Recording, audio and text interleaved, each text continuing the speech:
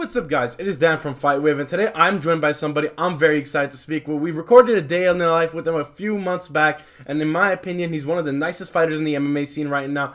He kind of shocked the MMA world with the announcement of his fight at UFC 300 against Renato Moicano, a late addition but a welcome one. He's coming off a phenomenal victory over Bobby Green at UFC Austin. Today I'm joined by the tarantula himself, Jalin Turner. How are we doing, Jalin?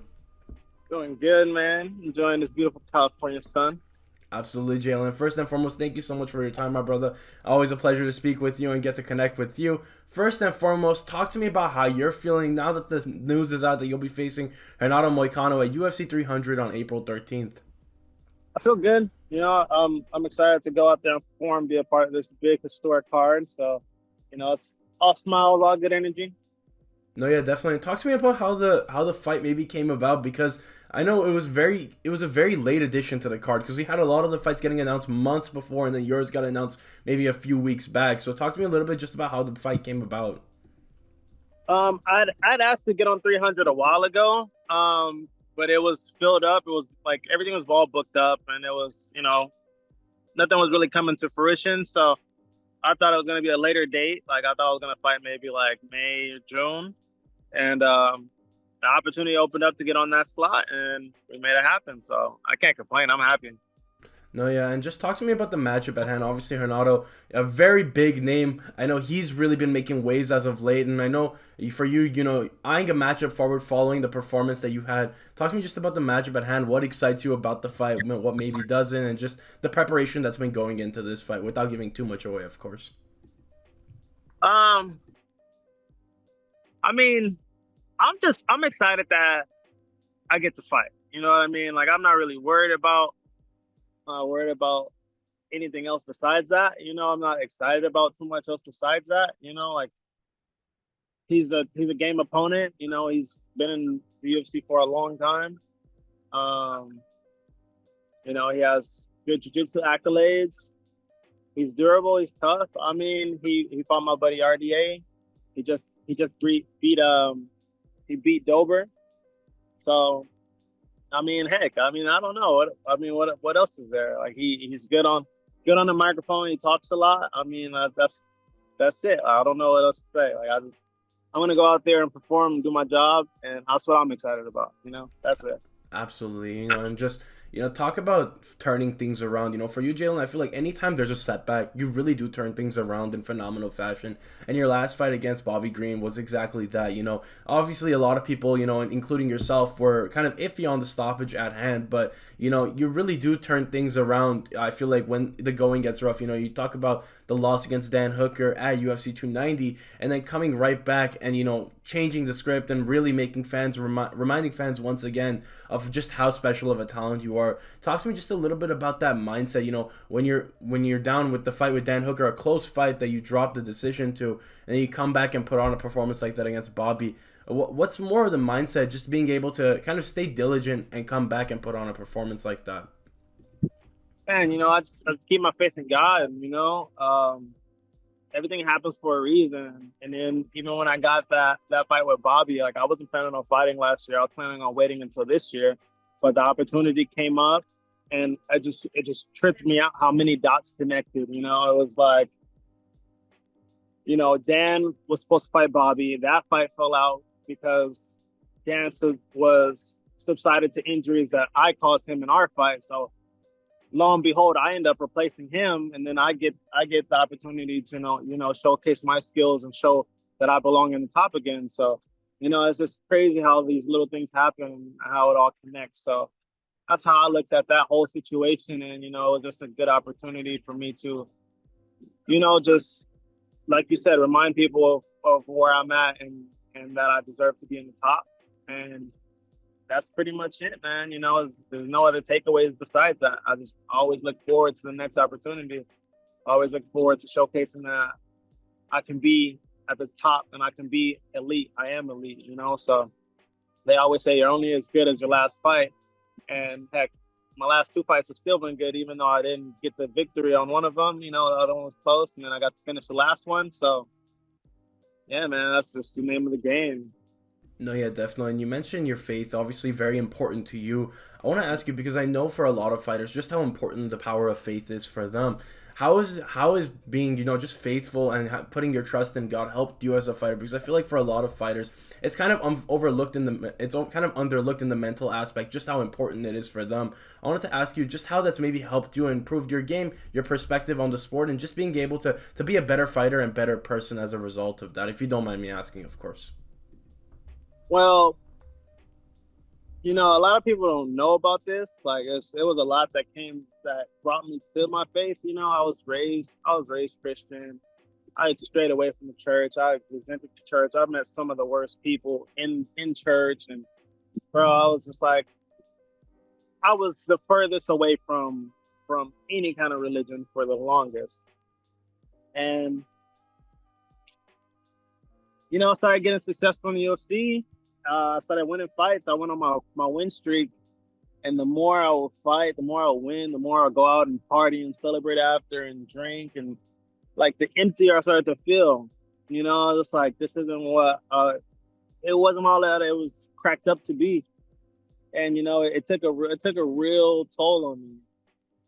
You know, People started planting seeds. My buddy Nick planted a seed, told me God wanted a relationship with me. And then my coach Ozzy came in my corner. He started being my coach, and he showed me his faith and so many things that he talked about connected with me so well. And I was like, dang, maybe God is trying to speak to me. And after just time and time again, I finally stopped drinking.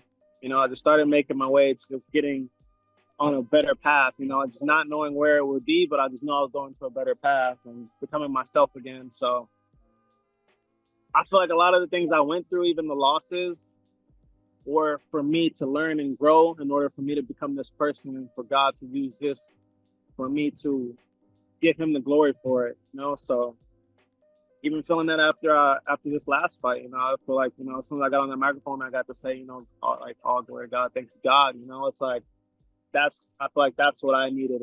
That's what he wanted of me, to give him praise and to show people that it's not about celebrating and drinking and doing all this worldly stuff because it makes you empty. It's not where you're really supposed to be, especially like my soul just didn't sit right with it. Like I was partying with like my favorite fighters, you know what I mean? Drinking with my favorite fighters. And it was just like, I was over it, so. No, yeah, and Yeah. I mean, that's a remarkable answer, Jalin. For me, me and you, we've spoken in person, we've linked up in person, and just to see the character that you have, truly one of a kind in this sport, more importantly, and, I want to talk about just the importance of, growing up in this sport, because I think that goes overlooked a lot, too.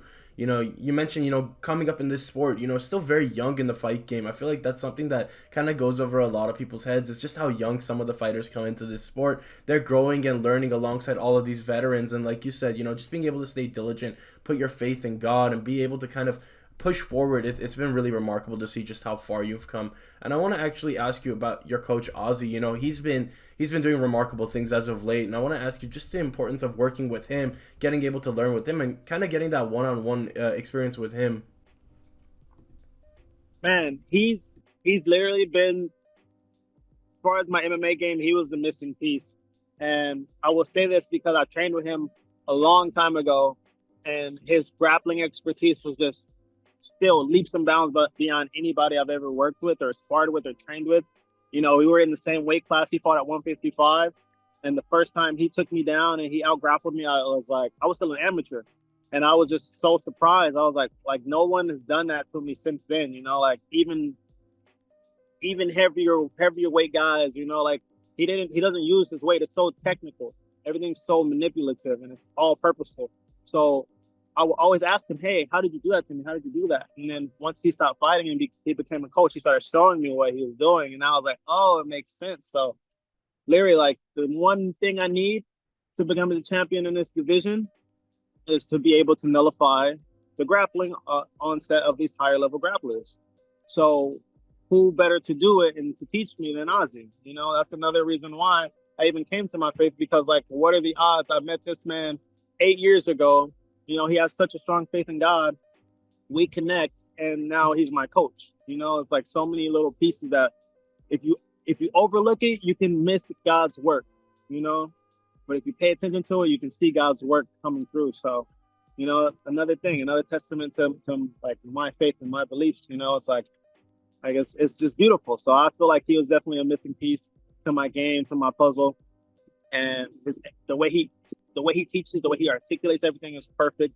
Because I'm super stubborn. Like if you teach me something and I think it's not practical, I'm not gonna do it. You know, and it's like I will learn the technique, but I'm not going to use it when it's time to use it. So I like practicality. I like things that are straight, direct, and to the point, and then things that actually help me advance, and I can see the growth. You know, so he's definitely that guy for me, and he's been such a great addition, man. I'm just so blessed to have him in my corner, and just even outside of fighting, like he's just a great person. Like he's a great like mentor, and he's really knowledgeable. Like man, like I'm just blessed to have him part of my life. You know, he's like really like a brother to me.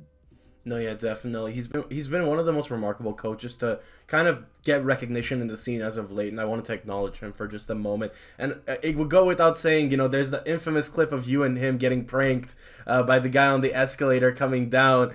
I gotta ask about that situation because you see Ozzy just step. He's like, "Dude, what the fuck are you doing?" And then and that became a whole thing over social media. I gotta ask, was that real or fake? Man, dude, you know this whole generation right now is like so hooked on clout, bro. It's like, you know what I mean? Like, I still think it's crazy. You know, like it just is what it is. Yeah, I mean, it was real. You know, like I really grabbed him by his throat and like choked him. You know what I mean? Like, so it took me out of my character for a little bit, but it's all good. No, yeah, I was in complete disbelief. I'm like, no way, this is real. But anyways, besides the point, I had to ask that. But right now, just in terms of cross training, or like you mentioned, your training situation. You're in a really unique spot because you not only train across the majority of Southern California, but also train with Ozzy. Talk to me a little bit about that dynamic because I know you're not necessarily local to any specific gym as much as you were in your formative years in MMA, but now you're kind of just training with the best guys, trying to get as much quality training as possible. How's been what have been like the biggest differences in doing that since like you started, maybe compared to now? You know, I've never had a big gym to back me. I haven't ever been that guy. And it's funny because Ozzy always talks about it. He's like, man, you're a special talent because you got this far without a big gym, without a team. And it's true because I just there's so much drama with being in the team setting or you end up fighting guys that you train with. And like I've just never been that kind of person. Like I don't like that. You know, I don't like those atmospheres in general. Like I don't care if it's for it. Like if you were paying me a crazy amount of money, me and my training partner, maybe, maybe, but like I'm not like that's not me. But um dude, like I've just grown. I figured out my learning style, I figured out how I like to train, I figured out where I need my pushes, and I'm such an introvert. So I like to do things really like by myself, low key, like one on one. Like that's like how I learn the best, And yeah, you see the progress. You know what I mean? Like I said, I like learning from people that show me practical things. And honestly, like striking wise, dude, I freaking bro, I do all my studying on my striking. Like I figured out striking most. Dude, I started striking on my own in my backyard. You know what I mean? So like I have an eye for striking. Like that's always gonna come natural to me. That's my expertise. So I kind of, cut that corner out. Then the next thing I really need is just like a sparring partner or a training partner here and there. And then what I really need attention to is grappling, like not even grappling, like jujitsu, like MMA grappling, like that's what I really like have been focusing on these last couple of years. So that's it, man. That's it. Like I just simplified it. I don't need all the extra ins and outs. I don't need anything extra fancy. I don't need a billion training partners. I just need a core solid group that'll link up when I need. Honestly, I just need direction from a coach. That's really what I need. That's all I really like focus on. So keep it simple. No, yeah, definitely structuring your MMA training to suit your needs and not the needs of others. That's a really important thing that I've seen a lot of fighters doing recently, but you basically, especially at the forefront of that. And Jalin, I want to thank you so much for your time, brother. It's always a pleasure to speak with you, connect with you, and just be able to just be able to pick your brain, because you're, in my opinion, community-wise, everybody talks about Jalin Turner, one of the nicest guys in the scene. Just always kind of integrated in the MMA community, always giving people love, always giving people the time of day. So I do really appreciate your time. And on a final note, I want to ask you, because you kickstart 2024 with this fight against Renato, and with a win over him, I think it's pretty undeniable to see you fight in the top 5. I think right after it, whether it's Dariush, whether it's Benoit, I feel like the options are endless for you. So talk to me a little bit about your goals for 2024 and a message for your supporters or fans at home. Man, first and foremost, I think everybody that supports me, man, like, this game is short-lived and people don't realize that. And bro, like, I just play. I like people that really like are down for me. Like, I feel like my core group, my fan base, like, they realize that, they understand that. Like, I don't have any knucklehead fans. You know what I mean? Like, I love that. So first and foremost, I think all of my supporters like that. Straight up. And I want to crack the top 5. You know what I mean? I asked for a name, but they're sitting out until the end of the year. I do like that BSD fight in the future. You know what I mean? I seen what's his name? Rafael Fiziev liked a couple of my posts, so I think he's eyeing me. So yeah, man. I mean, there's so much in this division. So many opportunities in this division. Honestly, I just want to fight up next. That's it. Pay me well, fight me up. I'm there. I'm happy. So, bro, the sky's the limit. I'm gonna be a champion. Like, it's regardless. Like, when people believe it or not, like, it's coming soon. You know what I mean? Like, I believe within the next year and a half, I'll be fighting for a title, maybe even sooner. So. Absolutely, and I cannot wait. Living just living the good life, Jalin. Not necessarily focused on what's too far in front of you, but what's in front of you in the present. And I cannot wait to watch you fight against Renato. Thank you so much for your time, Jalin. Always a privilege to speak with you, my friend. And to the fans at home watching, do be sure to check out Jalin Turner against Renato Moicano, UFC 300, the first of many interviews of UFC 300. Thank you so much for your time, Jalin. It's been me, Dan from FightWave. Hopefully, you guys did enjoy the video. Do be sure to like, comment, subscribe, and have a great day, guys.